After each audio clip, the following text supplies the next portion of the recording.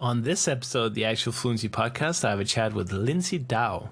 Me and Lindsay get into language learning in general, tutoring, and then we also try to figure out how to pronounce italki. Welcome to the Actual Fluency Podcast, the podcast that gives you the tools and inspiration to learn languages faster and more efficiently. And now your host, Chris Broholm. All right, guys, welcome to yet another episode of the Actual Fluency Podcast. This is episode number 8, and later in the episode, you're going to hear my talk with Lindsay Dow.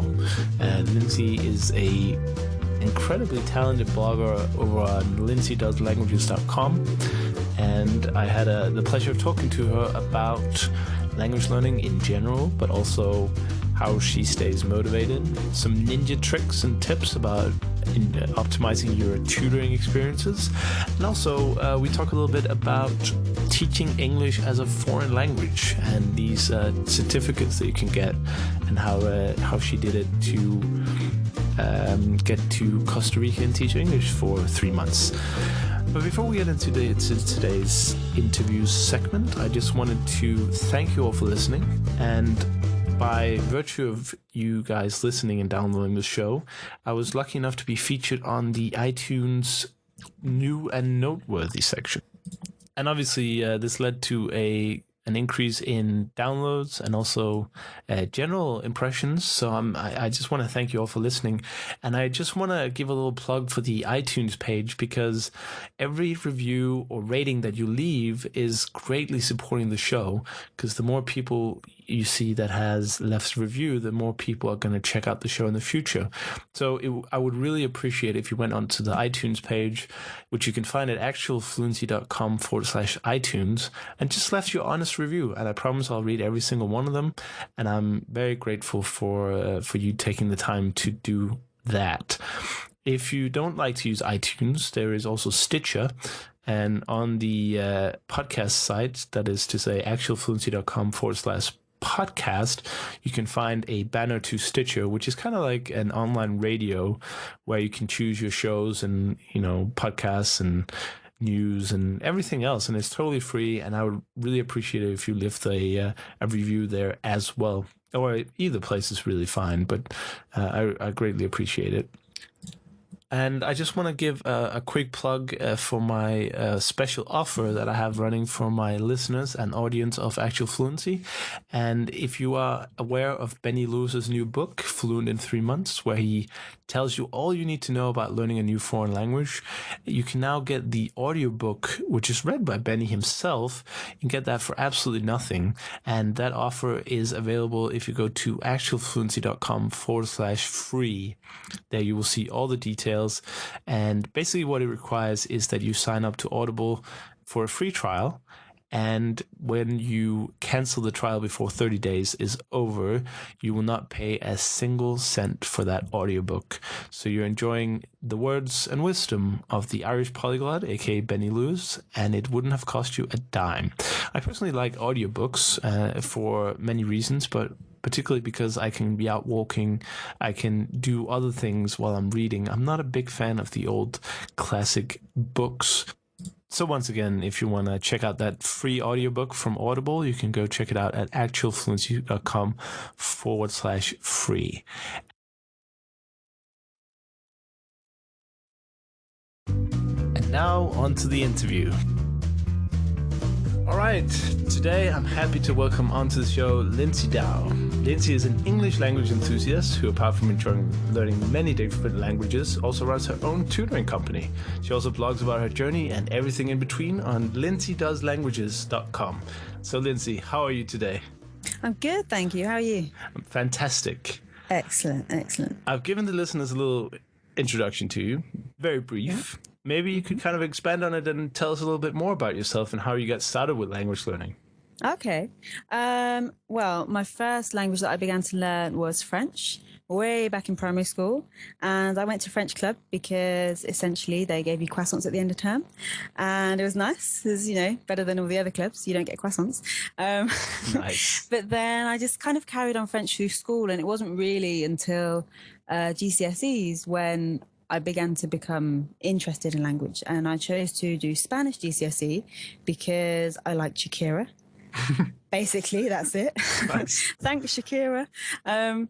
But yeah, so from there, I ended up having to do French to do Spanish at GCSE, and it just kind of snowballed and grew and grew. And, you know, GCSE, A-level, now university. Yeah. Right. And you just kind of gave a little explanation for those people who might not know the English system. And GCSE is basically end of elementary school, isn't it? And Yeah, A-level GCSE is 14 to 16, A-level 16 to 18, right. Yeah. And so you got into French because of a French club. That's really interesting. Yeah, yeah. How did you find did you find that being part of a club was helpful in learning the language, or was it kind of just like a social thing for you?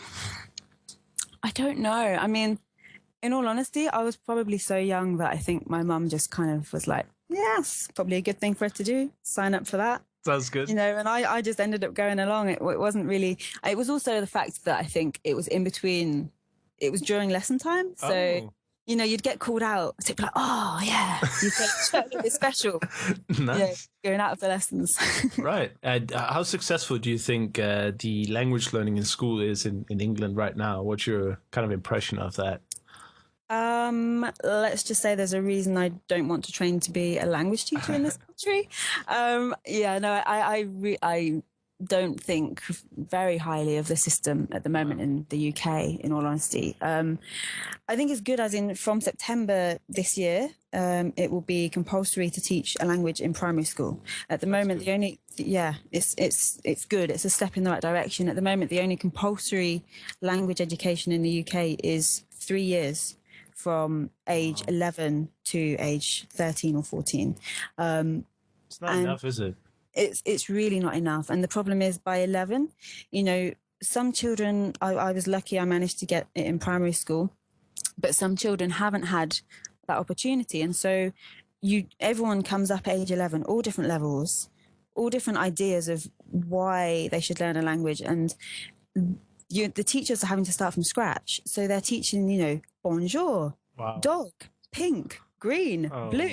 And 11-year-olds don't want to be talked to like that. And it just doesn't work. And then obviously 3 years, if you're starting from that level, what can you really achieve with a bunch of people who think it's a waste of time? One class a week or 2 classes a week or something. Exactly. That's the other thing. You know, it's literally 1 or 2 classes a week. There's no emphasis whatsoever. It's horrible, isn't it? But so I guess the advantage of bringing it in earlier is also people might not become better at the language, but some people might develop the interest, or so it might become noticeable that, oh, you can actually learn another language. This is exactly it. And in fact, in the curriculum, the new primary school curriculum, there is no compulsory language. It doesn't say you have to teach them French or you have to teach them Spanish and you have to teach them this, and this. It says you can teach them any language, living or dead. Wow. It's like that. And, you know, that sounds really weird to say it so openly like that, you know, teach them ancient Greek. What's the point? But the point is that they understand at a very, very early age that other languages exist. Right. And I think that is the key thing to get in at a young age, not necessarily to get them fluent from age 3, you know? No, that's not possible anyway. Well, but if you interest them a little bit, then they might become like yourself and go crazy with it at some point.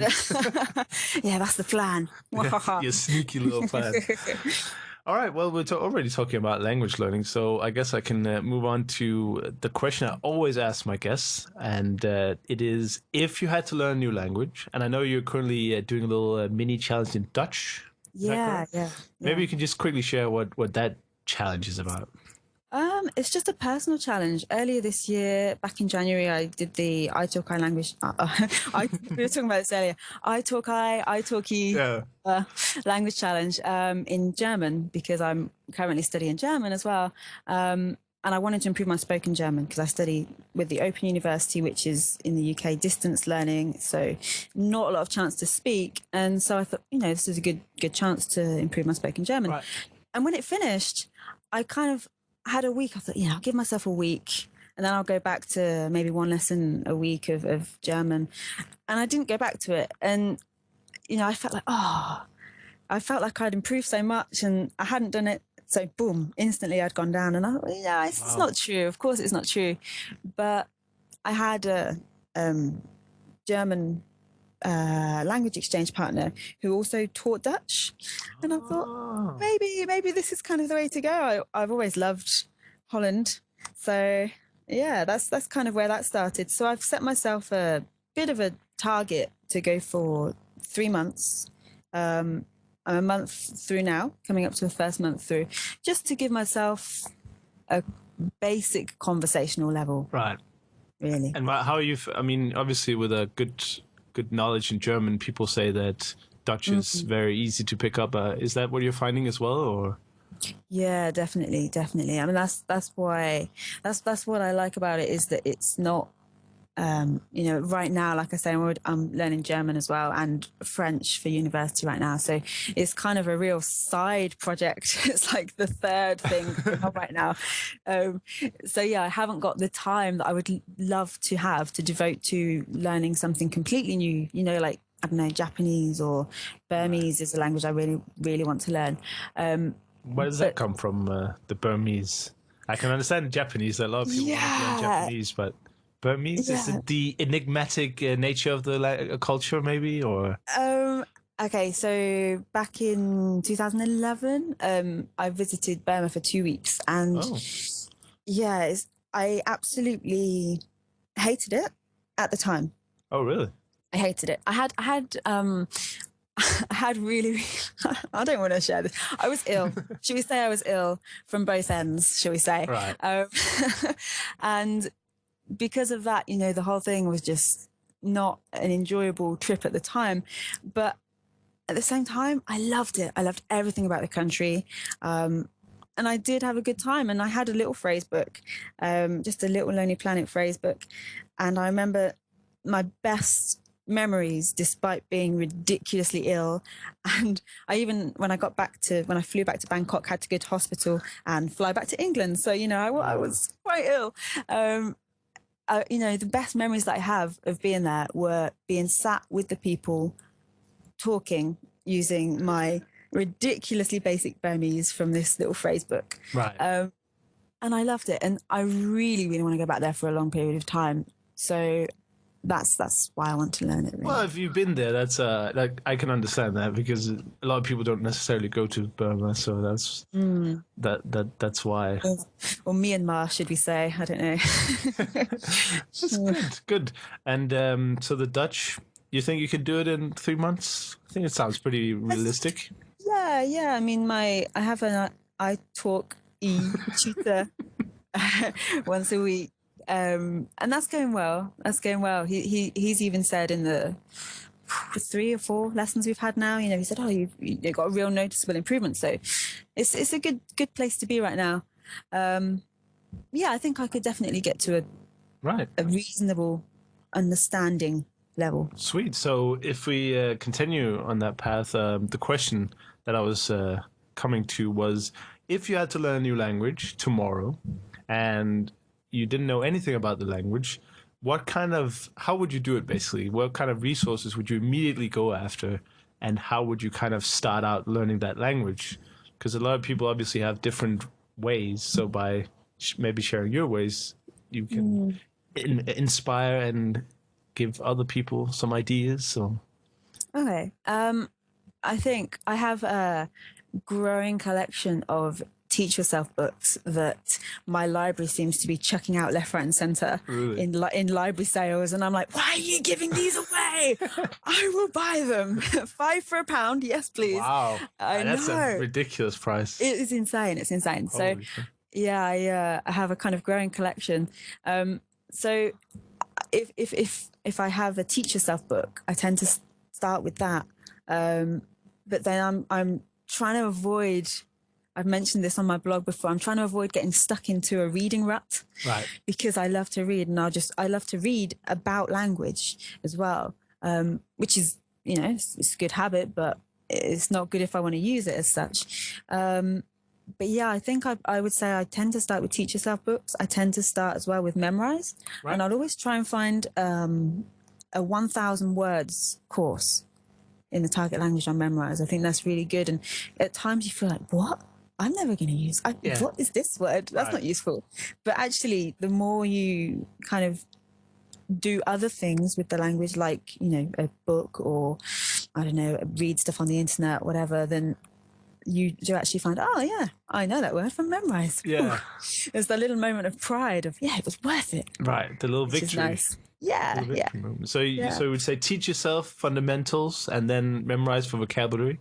Memorize for vocabulary and italki for speaking practice. But I find, I know a lot of people sort of say, you know, start speaking from scratch.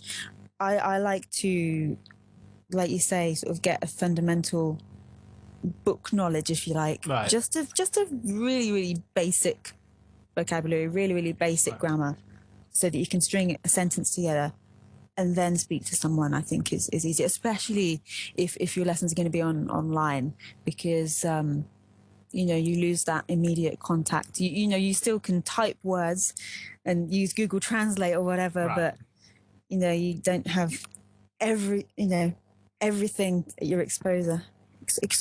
That's not a word. Close. Exposure.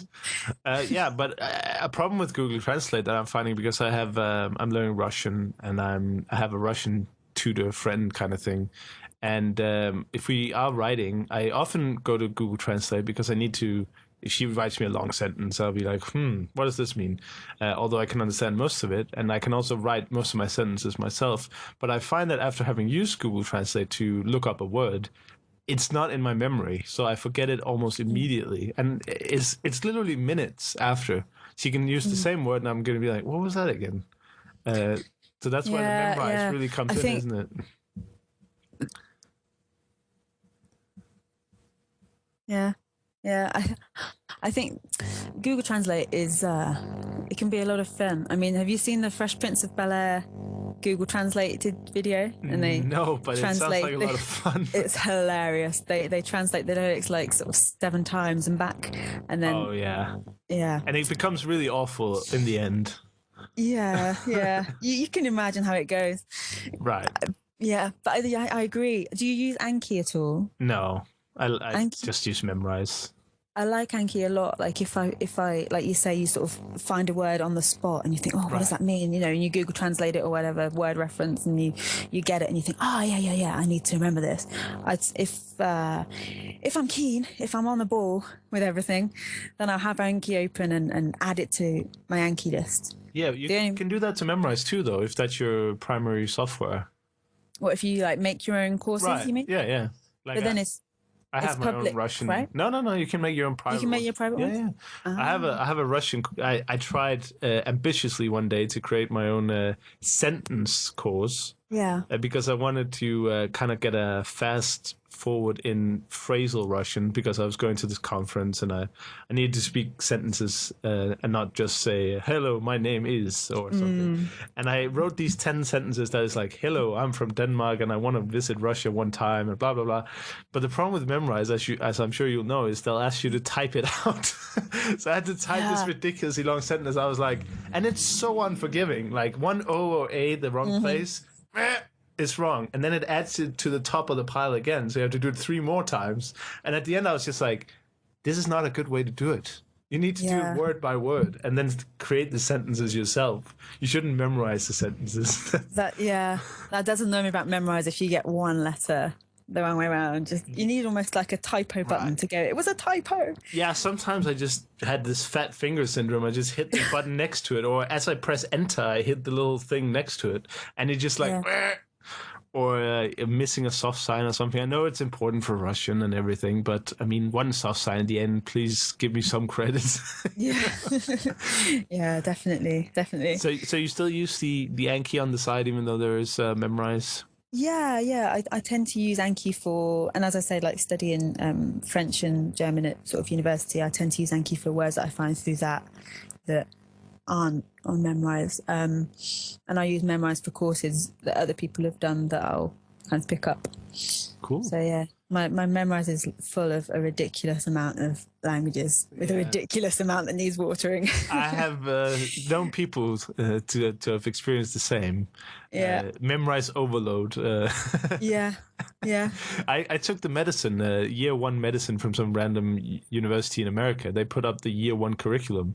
I think it was something like 500 levels or courses, or what do they call it, chapters or something, stages, something. So it was a ridiculous amount of medicine, and it was just like, my goodness, I can do this. It's really interesting. So when you're learning all these languages, is there a time you feel like, I wish I wasn't doing this, or do you sometimes get a little bit bogged down by it and feel like you need to take a break and step away from it? Or is it just always on the... I think it's always on the back burner, especially at the moment, because I mean, my degree that I studied with the Open University is 6 years, so it's kind of always been a constant. But I think, there are times when it's like, I just want to break. I feel a lot that language learning is quite like exercise, though, that if you have to do it regularly, and if you don't do it a day, you feel really guilty. Right. Like if you don't exercise, you're like, oh, I'm so fat today. Yeah. But if you don't learn language, you feel like, oh, I'm so stupid today. I don't know any German. Right. If you just miss one day, it's like, it's in the grand scheme of things. Yeah, it's not gonna make a difference. Of course not. I mean, you might forget a few words, and the language might slowly deteriorate, but but that's like exercising too, isn't it? People go crazy over missing one exercise, or eating one pizza, when in reality it's all the other sins that you do that are the most important. It's consistency, isn't it? Yeah. Why not reward yourself for exercising 6 out of 7 days instead of killing yourself for not doing it one day? Exactly. Stupid ass humans, aren't we? But do you have any motivational tips or tricks that you like to use if you feel like you want to study a language, but there's something I don't really. Do you find looking at your goals, or what would you be doing if you?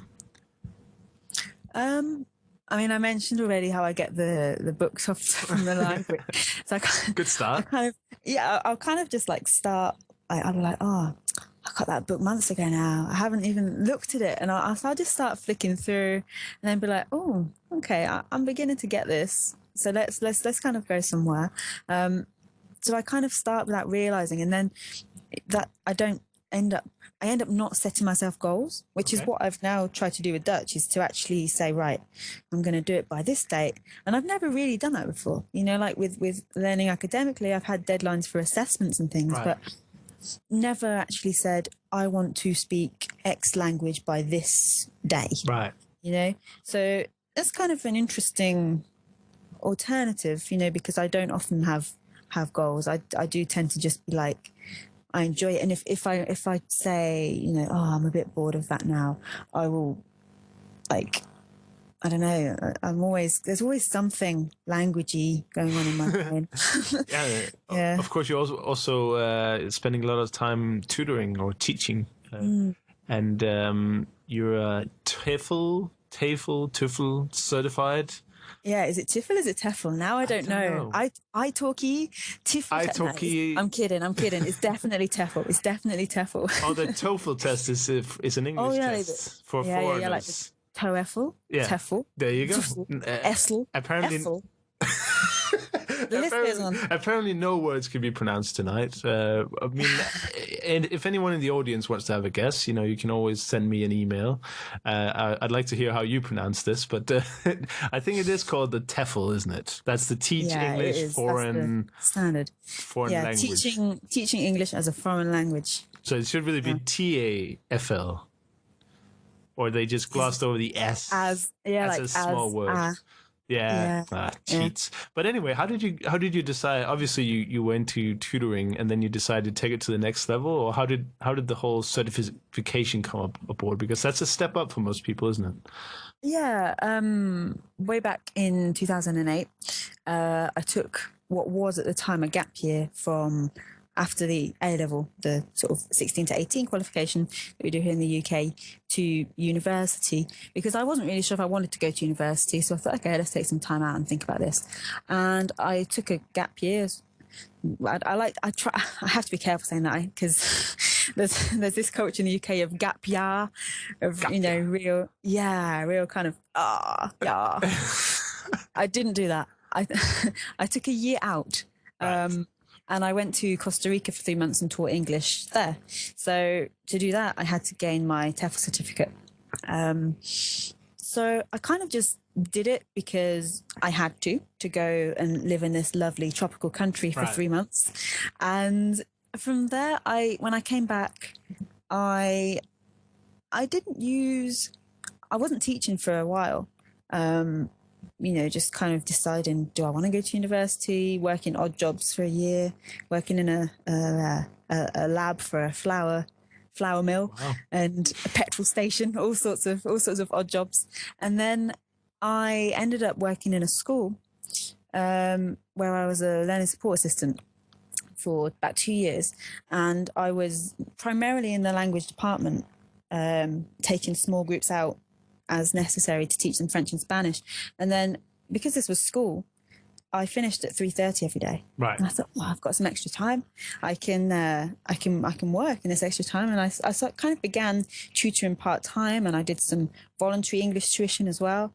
And then back in 2012, I decided to make it my job and become self-employed.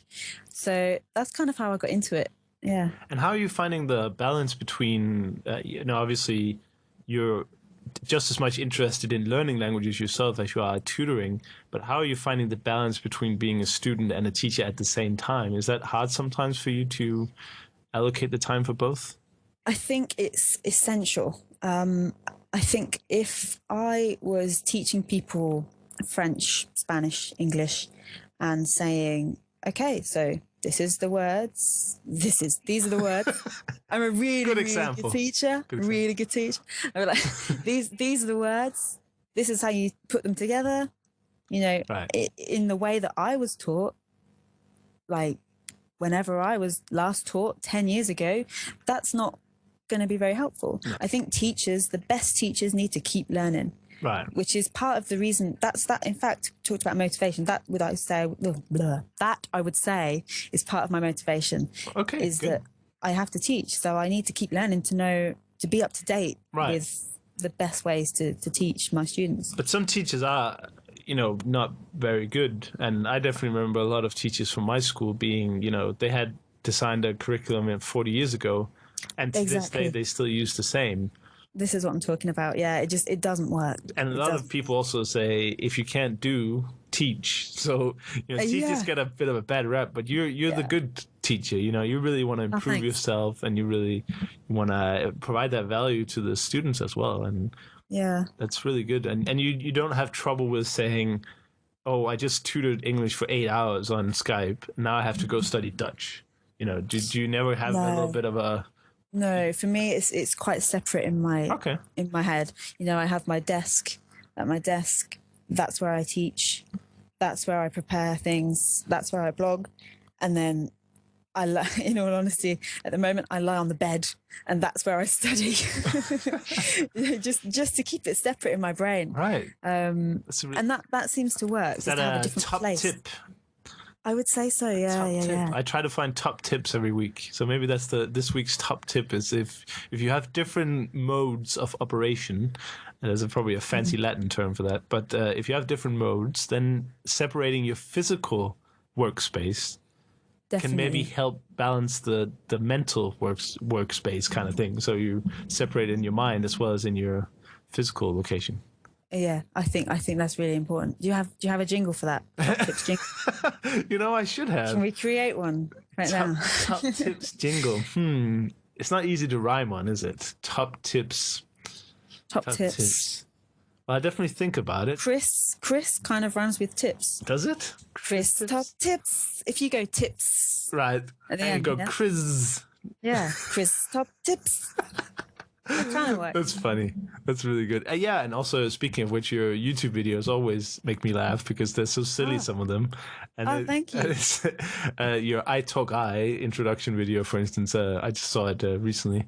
It was just, there's just so much going on, and you obviously have a talent for the video making there. So I really thank encourage people to check that out, and it will be every single thing we talked about will be in the show notes at actualfluency.com/08 if you're interested. I mean, you might be interested in where you got your TEFL certificate, the I2I, and that link will be in there as well, so people can go check it out. It is quite expensive, isn't it, to get a proper certificate? Yeah. I mean, it was expensive because I did it, as I said, as part of this going to Costa Rica for 3 months, and the whole experience included the cost of the TEFL certificate, but the whole experience of going there for 3 months was £2,000.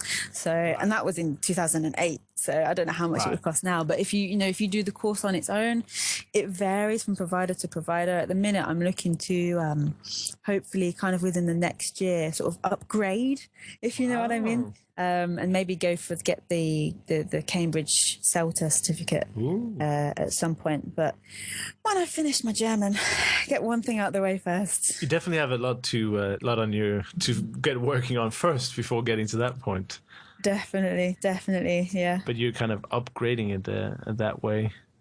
Yeah, that's the plan. Excellent. And do you have any big aha moments or things when you, speaking of language learning in this instance, do you have any moments where something just kind of clicked or something made sense, or it could be a little thing or a bigger philosophical thing, but was there anything that just kind of...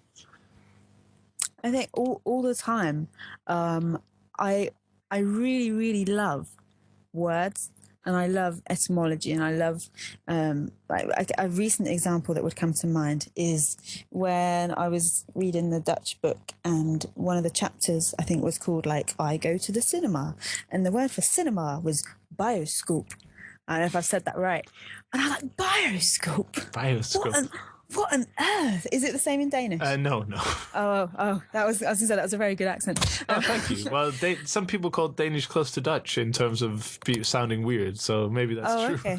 In terms of sounding weird, right? Fair enough. But yeah, I thought everything cinema, kino, everything like that I know sounds similar. I'm like, where does this come from? And I just had to find out, and I found out that I can't remember which part was which, but it comes from Greek and Latin, I think. Bio being life, scope being to look at. It's like, that's beautiful. Cinema, to look at life. It's like that's what it is. That's very philosophical. Yeah, and then just the idea as well that also the word in Malay and Indonesian is the same as the Dutch word. Is it? And yeah. And I thought that's beautiful. It's moments like that, and not so much make me go, aha, I understand, but make me go, wow, language, you did it again. Right. The little wins you constantly come across and interest. Yeah. I have an English professor who's like a doctor of doctors, and he's like the highest you can ever become in Denmark, and He always, during a lecture, whenever he comes on a word that has a Latin or Greek root, he always takes time out to explain it. And although I really can't remember all of them, it's just at the moment when he's doing it, I really enjoy it. Yeah. Like he's like, oh yeah, by the way, manuscript, manu meaning hand, script meaning writing. I'm like, yes, that's really fantastic. And a lot of people are like, this guy's random stopping the class. We're talking about an 18th century text, and he's talking about Latin etymology. What is this guy? But for me, that's some of the most enjoyable parts. And it sounds like you have the same. Definitely. I do love the discovery of it all. Yeah, and that it all links together in the end. Even though languages might sound different, they all share these different things and roots, and they're all cousins and sisters, aren't they? At the end. Yeah, definitely. So what's if we just go take a step back to the tutoring? I really wanted to ask you this because you've obviously been tutoring for a while. Let's say I'm a student, I want to learn, let's just say Russian. That's what I'm actually learning right now. Mm-hmm. I find a teacher on italki because I really like that site as well. I know you do too. What would be your kind of top 3 to 5 tips for the student going into a tutoring session with a new tutor that you don't really know? How do you optimize or maximize that in 3 or 5 easy tips, however many you want to use? For an online lesson specifically? Right, like a Skype thing. Yeah, okay. I would say, first of all, find a good tutor. What do you look at? Do you look at reviews, or what's important? Do you look at age, maybe, or gender? Are there any tips and tricks? I suppose kind of subconsciously I look at age and gender. But I mean, recently my Dutch tutor that I have is a man in his, I don't want to insult him, I don't know, I think he's in his 40s, 50s, you know, so complete kind of opposite to me. Right. But the reason I picked him was that he is a native Dutch speaker, but he has lived in Spain since he was 22. So we have our Dutch lessons in Spanish. Oh, the double dip. Yeah. So that's the reason I picked him. So, you know, if there's something like that you want to go for, what, you know, if it's on italki, watch the videos, and kind of judge from that. But yeah, I think. Are there any mental preparations in terms of how should we prepare to when you go into a class? Are there any things you should do on your own? Any questions you should have ready, or? Well, questions you should have ready. It depends. It depends where you're at in the language as well. You know, if you think, right, I absolutely know nothing, then at least maybe, I know we've been talking about Google Translate and how wonderful it is, but if you at least Google Translate just, hello, how do you say, I don't understand, speak slowly, the things that, you know, you can begin to produce from the start and then kind of go from there. But I think something I would recommend for online lessons, maybe not for the first lesson, but is to perhaps mix up where you have your lessons. Because when I did the German language challenge, I found that I was kind of getting quite comfortable just being sat on the bed talking, and I wasn't perhaps getting the most out of the lessons. Right. You know, I wasn't making notes. I wasn't completely all fires blazing the whole time. And then a couple of times, I think one time the internet was down, and another time I was already out when I had the lesson. So I was forced, kind of by myself and by the internet, to go and have my lesson in a cafe. Oh. And at first I was like, oh my God, this is going to be a nightmare. In fact, one of them was the first lesson. Would not have been my choice to go into a cafe the first time I'm speaking German properly to a human. But it really worked because it really forced me to, I didn't want the people around me to think I was just some stupid person talking in this like pidgin language on Skype, you know? So it really forced me to power through and keep my brain switched on. So that would be a tip. Excellent. And so, and I guess the warning is here, the one that you talked about, is if you are too comfortable, it's not really, and I can kind of feel the same with audio courses. If I'm doing Pimsleur and I'm lying down, it's way too comfortable. It's almost like my brain is switching off slowly, almost going to sleep. But if I sit up with my back straight and I'm kind of attentive, then I feel like I get much more out of the lesson, even if I don't take any notes or do any other things. But as long as I'm just in a good position to receive the learning. So I guess that goes with the teaching as well, that you shouldn't, it's probably a bad idea to lie on the bed and get an italki session anyway. But don't be too comfortable. Just out of politeness. Yeah. Also, it seems a little bit weird. Also, if it's the first lesson, you know, maybe you want to be a little bit more attentive. Well, I don't know. I'd expect my students to be in a suit for the first lesson. Right. Oh, yeah. No, I'm joking. But yeah, definitely. Three-piece. Where you have it. Three-piece at least. Has to be. All right, Lindsay, it's been such a pleasure talking to you, and I'm so happy you were able to come onto the show. Do you have obviously you have your blog on lindsaydoeslanguages.com, and so great you got the domain, by the way. I remember talking to you about that a month ago or something. Yeah. I said that blog is way too good to have on a .wordpress or whatever it was.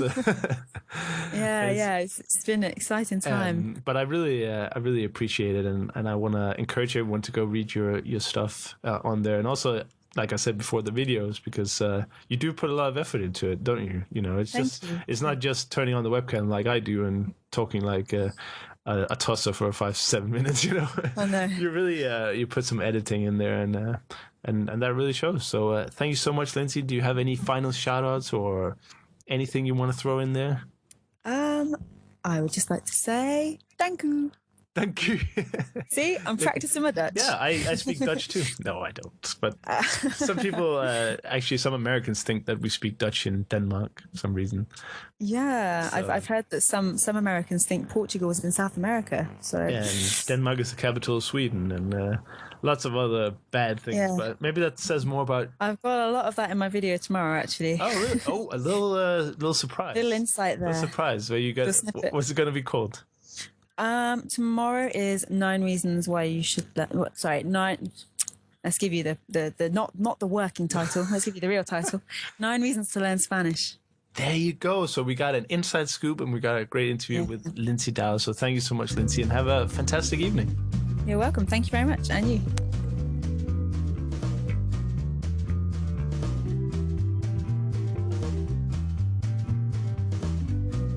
Thank you for listening to the Actual Fluency Podcast. For more information, be sure to check out actualfluency.com. Until next time, enjoy learning and have a great day.